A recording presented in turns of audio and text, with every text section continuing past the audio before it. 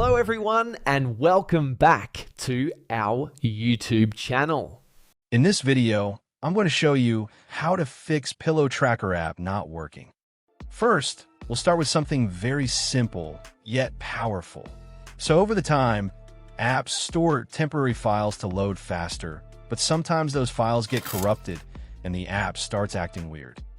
To resolve this issue, we will first head over to our device settings. From here, scroll down and tap on General. Once you're in the General Settings tab, look for iPhone Storage option and tap on it.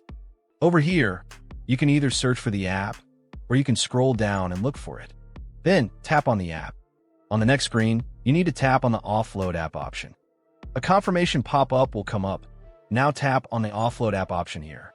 It'll take a bit for processing, and then a reinstall button will show up. Simply tap on it to reinstall the app. This should resolve the issue, but if it doesn't, then you need to check if the app is running an older version. Head over to App Store. From here, double tap on this search icon in the bottom right corner, and then search for the app. Once the app comes up in the search result, and if you see this update button right next to the app, simply tap on it to make sure you're running the latest version of the app.